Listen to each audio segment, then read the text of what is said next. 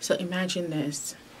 6 years of age, the only memory you have of your mother is her attempts to suffocate you because she was mad.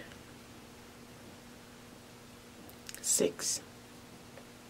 That's the only childhood memory that you have. And then fast forward, at the age of 14, you had an opportunity to meet her again and be around her. But when you're around her, all you could feel and hear and see is her constant judging of you. Ooh, why you look like that? Ooh, you're not light enough. Like, you're so dark. Ooh, why you look like that? Why you stand like that? You look just like your father's side. The primitive side. The countryside. And you're 14. You're being told these things. Not just from your mother, but from some of her family members. At the age of 14, you started developing stretch marks on the side of your waist. Oh gosh, you have stretch mark on the side of your waist? Gosh. Oof. You're 14 again. Then you start to wonder, what's wrong with me? What's wrong with me? Then you try to put it on the back of your mind. Because you're like, but she's my mom. She loves me. Even though she tells me I don't look right. And I'm too dark, but she's my mother. So, what the hell? Let me suck it in. I can handle this. I'm going to try again. Then, you try again. At the age of 19, you're around her again. You upset her. And she looks you right in your eye and she says, look at you. You don't look good enough to be my child. Can't you see? Look at this girl over here. She's my child. You are not. You don't look fit. You don't look good enough to be my child. Okay? I guess I'm not. Then you try again. Say, yes, I'm going to give this relationship one more try. You try again to have a relationship with her, right? And then at the age of like 25, 26, you upset her again, right? Just minor upsets. These are nothing major, just very minor upsets. And you're talking to her on the phone and she says, if I had a gun, I would kill you myself. I will shoot you. I will kill you. Really?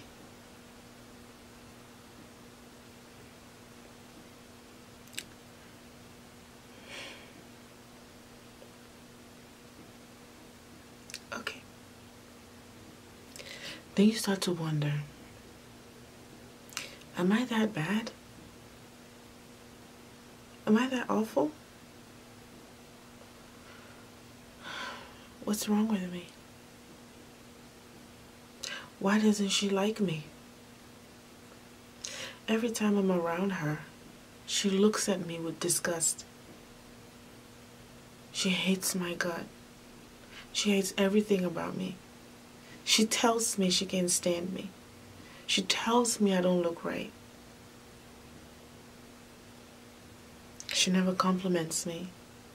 Never says anything positive to me. And I'm like, God, something must be wrong with me. It's me. It's me.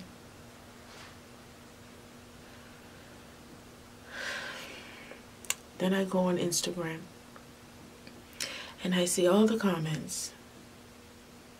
Oh my gosh, mothers are so valuable. Mothers are so amazing. You only have one. You should love them forever. Oh my gosh.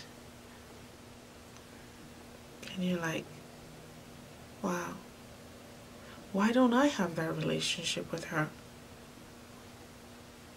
I don't know. I don't know. And then you see a post of someone upset that they have a toxic relationship with their mother. And you read the comments underneath. And you see a comment. Your mother is always going to be your mother. You are just spoiled. And you're like, what?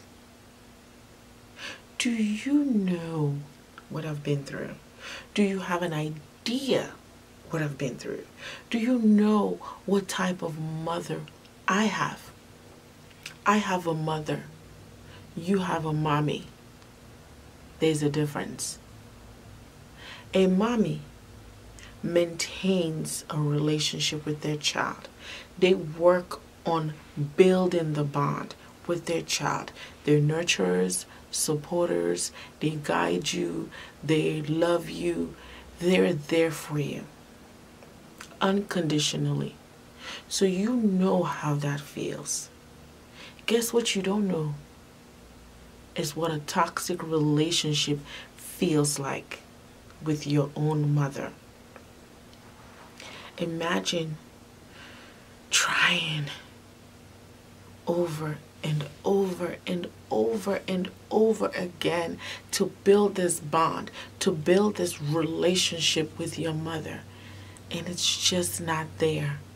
No matter what you do, no matter how you try. There's some people that have tried therapy with their mothers and it has not been effective, because some mothers are so bad that even their own kids choose non-contact. Before you judge them, think for a moment. Do you think that I am okay initially to not have a relationship with my mother? If I walk away, it's because I had to. If I stepped away and I choose non-contact, it's because I had no choice. There are mothers that are just simply bad. They're just bad. And society constantly give mothers a pass because they're mothers, they're women. But guess what? There are a lot of mothers in this world that are not good mommies. So before you tell me what to do and how to do it, I want you to think and know that I had no choice. I didn't wake up and not want to be mothered. I never had it. So, yes, my mother is always going to be my mother. And no, she's not my mommy. She is just my mother.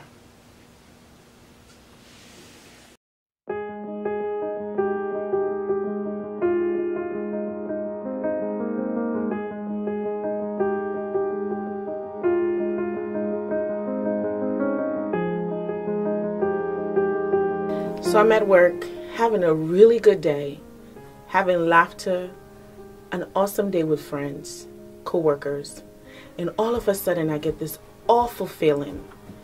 I can't breathe. My throat feels like someone is choking me. I can barely get an air in. And then I start feeling dizzy.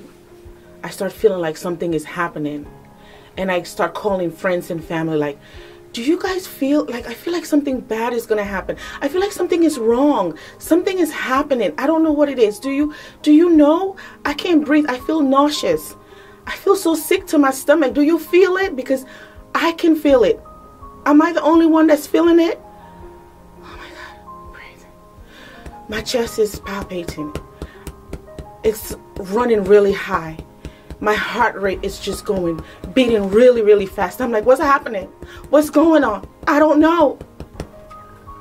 It's my anxiety. Today, we're going to talk about anxiety. Welcome to Empowering Motherless Daughters podcast, where we help women to change, grow, and heal. My name is Zainab and I am your host. Today I have with me Stacy Wright. Hello. Stacy, thank you for being here. I'm so happy. You know I love you, of course. Oh, I stalk you. So guys, Stacy is in her 22 year as a therapist. She has a degree in dance and psychology, a bachelor's, and then a master's in mental health, correct? It's like, well, it's in creative arts and therapy. Okay, creative. So it's a master's degree that allowed me to pursue counseling. So 22 years, a lot of knowledge. Please make sure put down your comments below if you have any questions. Remember, she was on season 1, letting you know how to go about finding a great therapist. So today, we're going to talk about anxiety. What I just talked about. The feeling where you feel so awful. I don't even wish that on my enemy. Stacy, what is anxiety? Oh, it's a real thing. I have a little bit of it right now. You know, your description is part of it. It's often us just having intense worry and feeling overwhelmed, and a lot of times if we're not taking care of our basic needs, we end up in that kind of a place. And it doesn't always have to be a bad thing. It sometimes is a warning sign for us. It sometimes can be a good thing. And when I work with people in counseling, I often say we're going to learn to manage it, but it might not completely go away, because it doesn't have to be a bad thing if we can kind of reframe how we look at it. Okay. It can be a good thing in your life, but managing it so you don't feel like you felt at work that morning is certainly something. It's awful. Awful. I hate every minute of it, but I'm learning to manage it. Mm-hmm. So for my motherless daughters, you just talked about something that's so important, which is your basic needs. Mm-hmm. As I was researching for this episode, I learned about, well, of course, as a nurse, I've learned about Maslow hierarchy. Yes. Now, he talks about how, you know, there's certain things that if you don't have it, which is belonging and love, right? Those needs, if those needs are not met, that you will experience anxiety and depression. Now, for my motherless daughters, a lot of them have not experienced that belonging. Mm-hmm. They have not experienced that love. So for them, anxiety, the fear of the unknown, the lack of safety, security is a real thing to them. Right. And that finding a place to belong, that community, that love, all of that is missing for them. Mm-hmm. What can they do about the anxiety? Oh, that's a tough one. But you're right. I think part of it is finding something. Safety is probably really important. Feeling a community, or even with finding possibly a counselor or someone where you can, you know, take the time to tell your story and learn about yourself and have that insight. And some of it, as my stomach's growling, is like basic things like having food and water and shelter, and, you know, certain things, making sure you do your own self-care, and making sure that you involve yourself with positive people, whether it be, you know, a therapy group, church, you know, certain places where you can find that love and support, you know, good friends, you know, family, you know, those things. And it's probably hard for some of your viewers in that regard. Very much so. For a lot of them, they're missing that support. And I'm trying to teach them, like, listen, you can get a support. Your family doesn't necessarily have to be your only support system. A support system is someone who cares about your well-being, someone who wants the best for you, someone who is looking out to make sure that your basic needs are met. They allow you to grow and thrive. So it doesn't necessarily have to be your family members. And you have the power to actually recreate the type of family that you want. So you get to choose to say, you know what, I have this friend that's so good to me. They call and check on me. They want to make sure that I'm okay. And I feel really good when I'm with them. And you're also reciprocating that friendship. That's a healthy relationship. That could be a support system. Your therapist could be a support system for you. Your church members, depending on the environment, they can be a support system for you. So I just want you to know that if you don't have your family, it's okay. You have the power to create the family that you want. And Stacey, if you can just tell them some of the anxiety, for them to look, the signs and symptoms. For family members, for people that are like, like I have a friend, or a friend that, is like, well, I don't know. Because sometimes anxiety, some people can experience, seizures. Right, absolutely. Yes, they can experience seizures, guys. I did not know. Or think they're having a heart attack. Of course. Yes. Yeah, that you can have your anxiety can be so bad that it turns into seizure. And I just learned this like a week ago at work. Right. Someone was having seizure and the doctor was like, no, that's anxiety. I was like, wow. Yeah. What? Yeah. That is anxiety? So if you can just tell them some of the signs and symptoms to look for. Yeah, sometimes it's that racing heart. Sometimes it's sweaty palms. Sometimes it's feeling dizzy, or as Zainab said, like a nauseated feeling, like stomach pains, that sort of thing. And it can make you very overwhelmed, and it can also be coupled with depression if the symptoms, anxiety and depression kind of live together. So sometimes anxiety can get so bad that then it kind of makes the depression, if you have depression. Some people have more anxiety and less depression, but if the symptoms aren't managed, then all of a sudden you're feeling more depressed, and it can be that you don't want to leave the house. It can be, feeling like I don't want to shower this morning, or, something, it can make your daily tasks that we might take for granted, make them very difficult. And all of a sudden you're like, oh my gosh, I don't want to take a shower.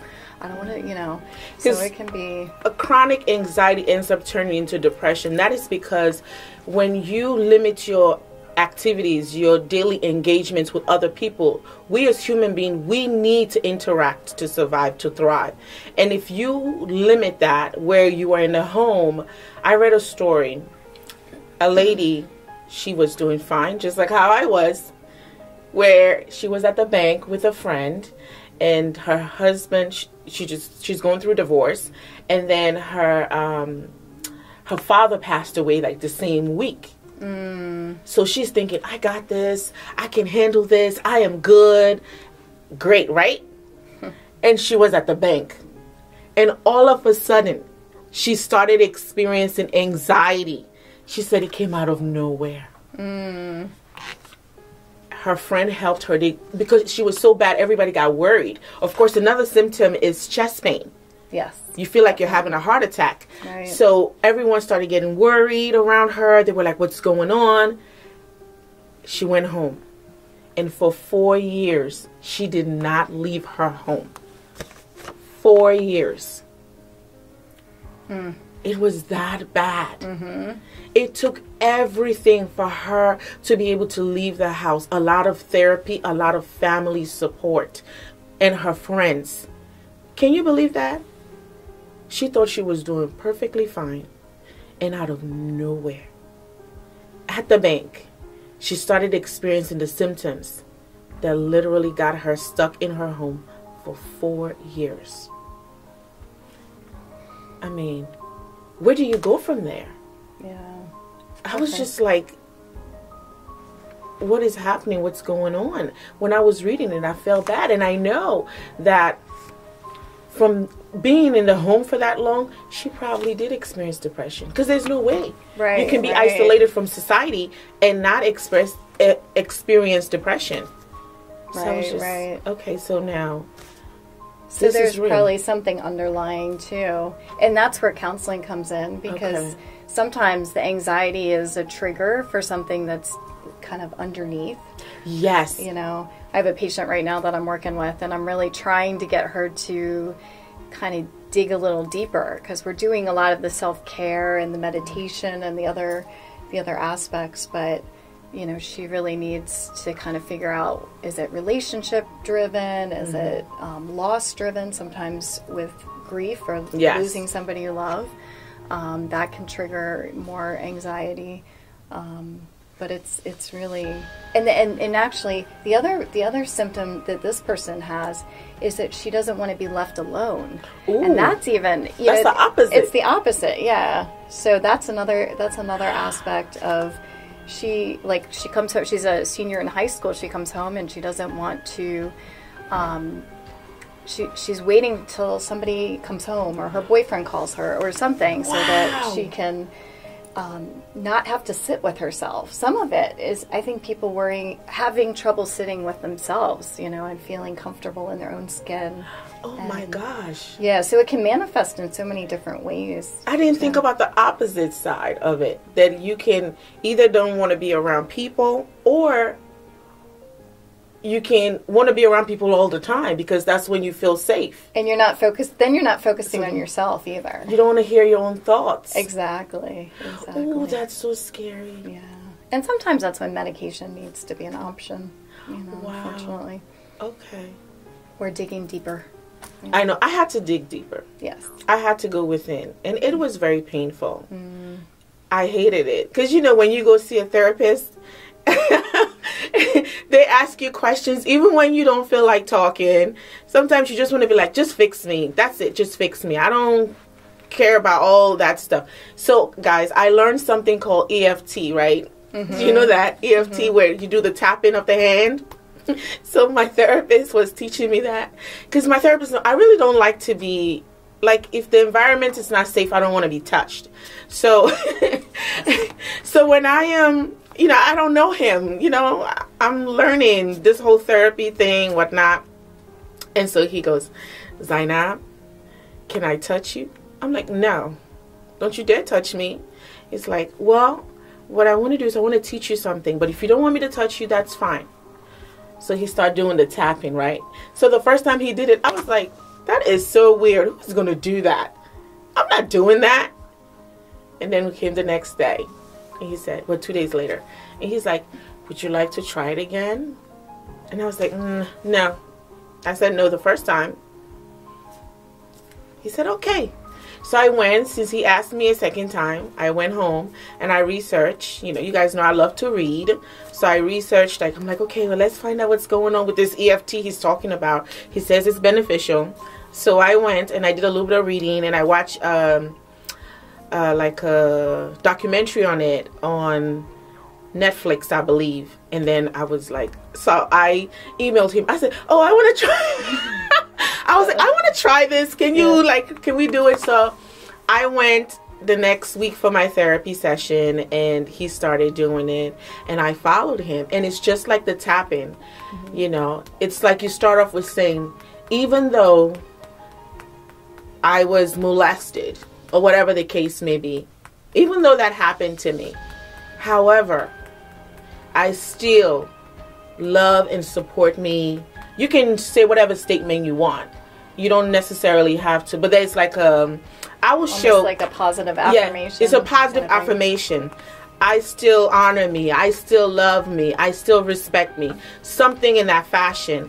But the vibration of doing this, it's so, like, that vibration, I'm getting chills right now as I'm doing it.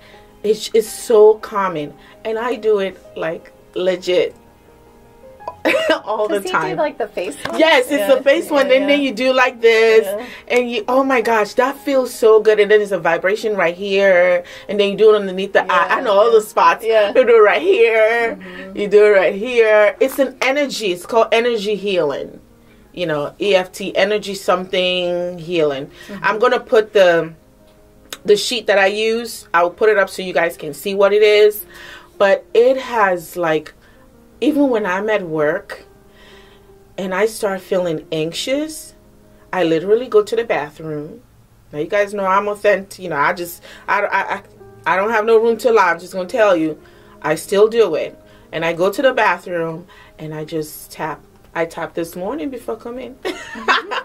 I just do it, you know, like a chopping board. You know, you just get that. And it's just so calming. The vibration just calms me down. What do you do to help you with the anxiety? Comment below. I want to know. I want to know. I want to make sure that you are taking good care of yourself. You're practicing self-care, whatever that may look like, whatever that means to you. One of the things that I do is the park. I love the park. I love the woods. Outside. I'm that African girl. I love the park. You cannot get me away from there with the water scene, whatever you call it, the lake, the river. I sit there and I just like, I read, and it's so calming. I can go for a ride. I love the back roads. Yeah. I go for a ride, a long ride. I'm not going anywhere. I'm just going for a ride. And by the time I come back, I'm happy. I'm at peace. I'm no longer anxious. And ever since I started doing the EFT, to be quite honest, my anxiety has decreased, because I used to get it not just once a day, but a couple of times every day, where I have that sick feeling to my stomach. But that all stems from the lack of support that I didn't have, and I didn't know I could actually support myself and create my own support system. It also comes from being molested as a child, like too many times. Sometimes I don't even want to think about it. And of course I was going through marital issues. I mean, I was so broken, feeling so unloved, feeling so unsafe, to the point that I started experiencing it. So I don't know what you do, but EFT is one of them. You can try it. Don't judge like me, because I judge a lot.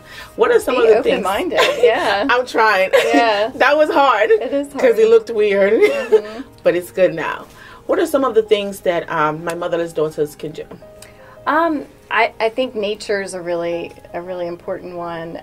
Exercise, walking, and you don't have to, if you're not really an active person, you don't have to be an athlete, but you know, taking that time to do some sort of exercise can actually help. Meditation, you know, prayer, journaling. Yes. Yeah, journaling is a really good thing. I journal. I hope no one ever gets to see my journal. Because that's why I vent. Yeah. You know, now I'm starting to do like a video one. That's nice. That's nice, yeah. Because I'm tired. My hand hurts from writing. Yeah. So I just do the video one. Well, but sometimes with writing, even with a pencil and paper, you can actually access a different part of the brain.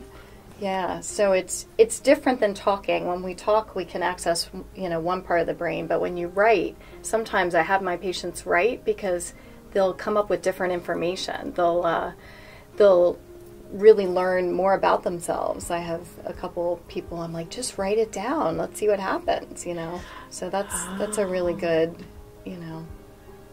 And we're so electronic these days that we get away from something so primitive as pencil and paper, but it can be really, you know, you can learn and just freely writing whatever comes off the pencil, you know, and not thinking about exactly what we want to compose because someone else is going to read it. It's not about somebody else reading it.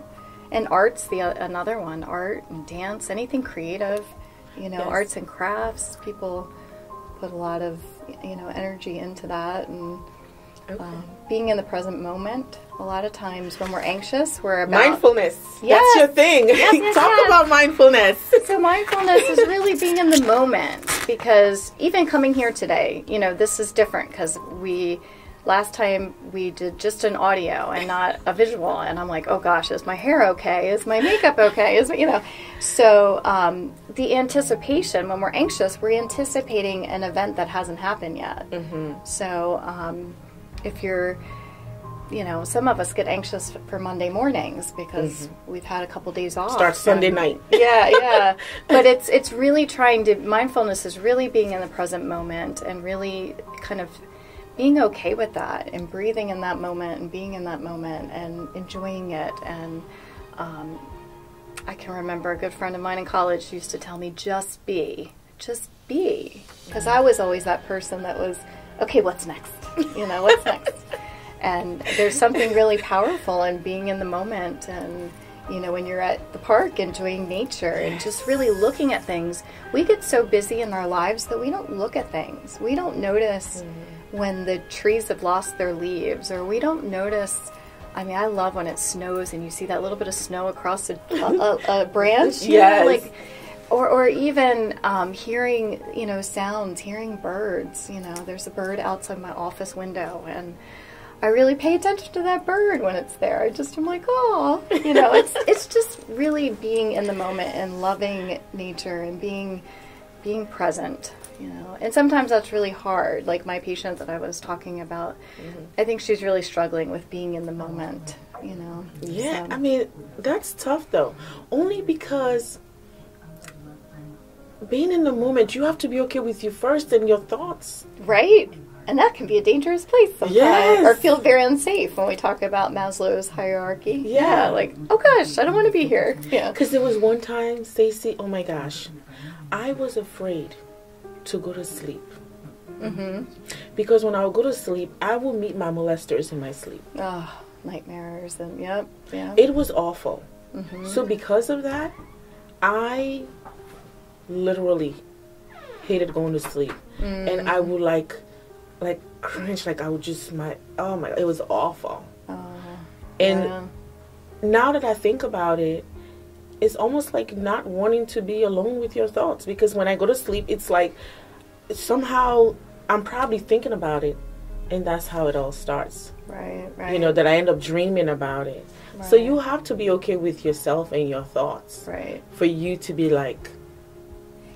Right, and that's sort of what I talked about with anxiety. We want to get rid of it. We want to run from it, but embracing it is sometimes dealing with those really difficult, dark places in ourselves. But if we do, and I'm sure you can attest to this, when you face those things and you really deal with those things, then you have more insight and you get more comfortable in your own skin and you can grow. Yes. And, I have this book I've been reading, and It just talked about how sometimes we just have to be okay with the changes, because it's going to be inevitable.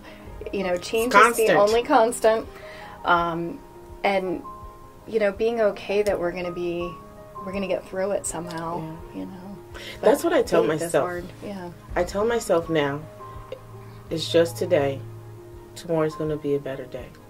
Like, even when I'm going through, I have a friend that told me, because one time I had an accident in May, and I didn't work for 3 months, and it was just like, between that coupling with my anxiety and everything else, I mean, it was a mess.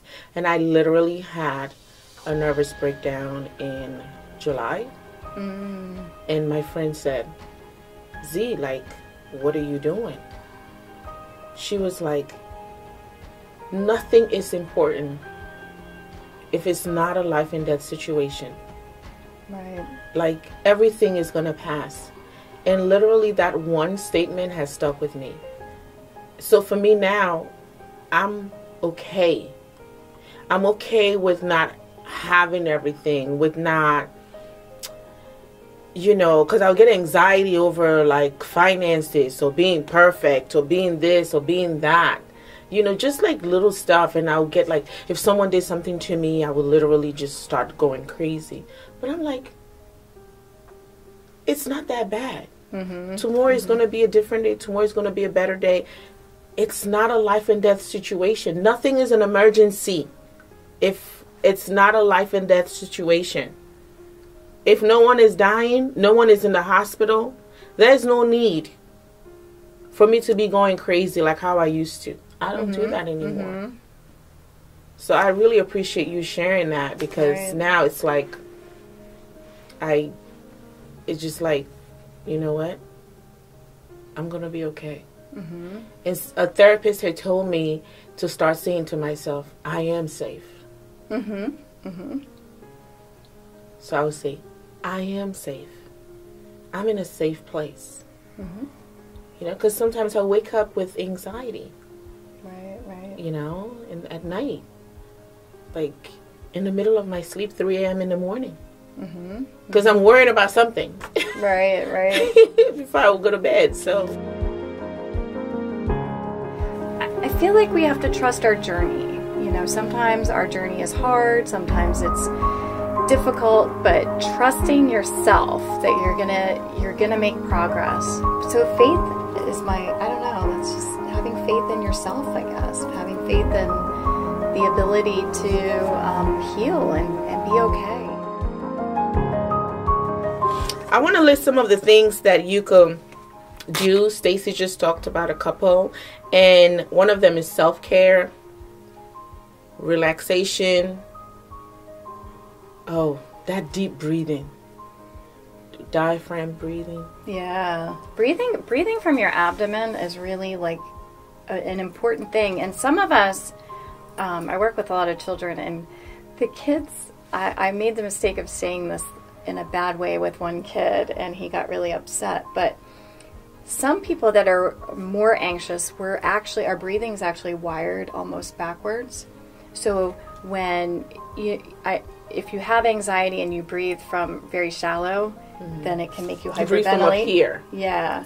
So I myself was kind of wired backwards. When I did an inhale, I would, like, I can't even do it wrong now, but I would, and then exhale, you know, and it would be like, so with the diaphragmatic breathing, I always say put your middle fingers together, just the tips of your middle finger. Okay. Yeah, and when you inhale, you want to fill up your belly like a balloon. So you want to inhale, and then exhale. So if you're trying that at home, you're gonna if it feels like you're going the opposite way, you can retrain your body. And it just takes time. I always tell people to do 5 of those breaths at night, and you can retrain your body to breathe in the, and to breathe the right way. I don't know that there's right and wrong in the world all the time, but it will be more effective and it'll be more calming. So when you're stressed, like in an anxiety producing situation, like being here a little bit, I'm getting better now. I feel good now. But it can assist you in a different way and being able to breathe, a little bit lower. So it's like when you put your middle finger together like that. I was taught that's to kind of watch your fingers or your hands or whatever elevate as you inhale, and then it goes in as you exhale. Yeah, and I always say try to move them apart with the breath. Oh, move them apart. So okay. When you see how there's like a tiny bit of a gap? Yeah, there should be okay. Like you should make your belly, and us as women, we don't love doing that, but you should make your belly really big, like filling up a balloon and then letting it come back down. And even counting for 5 is a good one, to inhale for 5, hold it for 5. Oh. And then exhale for 5. Okay, let's try that. Okay. So inhale for 5. Hold it, and exhale. I didn't even think my fingers were moving. No, and that's something for you to practice, because you did a little bit more of that up and down instead of the out and in. So you see, I'm showing you how not to do it, okay? Yeah. Because I did that all wrong, okay? But it's how not to do it. And there's lots of apps online, too.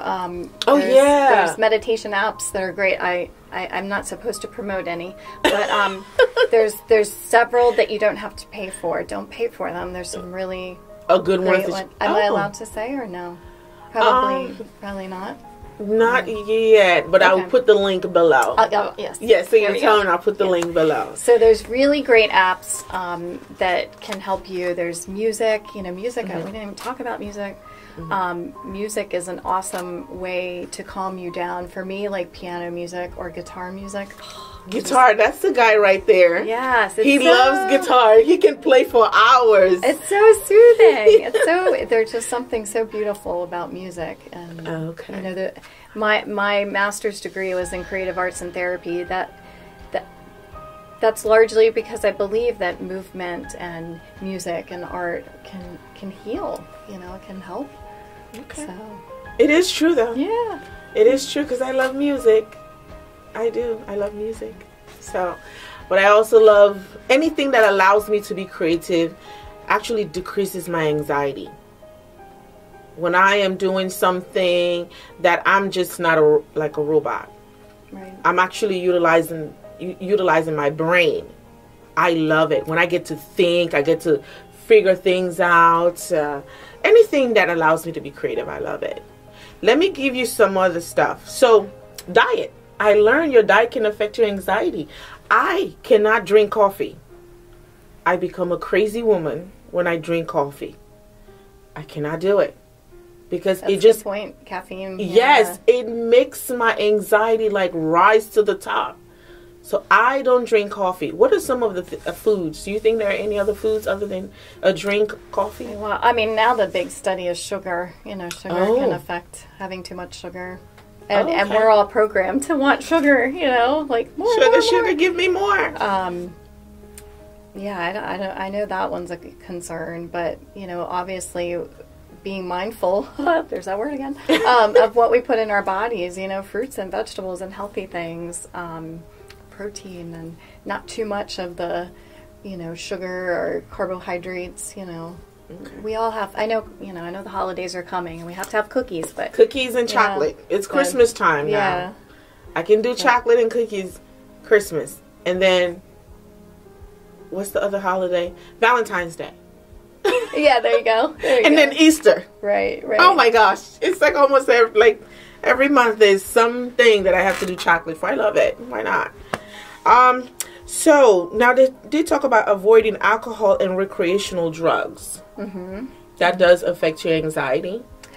Alcohol is a depressant. So, if you have anxiety and depression kind of living together and you drink, it can certainly make things worse, you know, depression-wise. And, yeah, I mean, we always have to be careful with that. Yeah. You know, no drugs. Yeah. No drugs. Like, for real. Yeah. No drugs. Like, it literally, you're just masking your symptoms. You're just masking, like, when you wake up, it's going to be there. So, no drugs. Absolutely. Unless they're prescribed. Unless they're prescribed. Yes. And don't abuse prescription drugs as well. Agreed. Do not abuse prescription drugs. Because it just amplifies your problems, your issues, just gets larger and larger. You know, I see it every day. Absolutely. Every day. Absolutely. People take these drugs thinking that their problems are going to go away, but it does not. Listen to me. It does not. Okay? Now, let's see. Joining a support group. What are some of the support groups that people can join? I feel like there's not a ton in our area. I don't know if you found any. I mean, there are therapy groups at different practices. I know the practice I work for, we're trying to do more support groups for women specifically with anxiety and depression. Okay. But I don't know that I feel like there's not as much support as there could be, you know. But sometimes it's looking at like a local practice and calling them and seeing if they offer a group.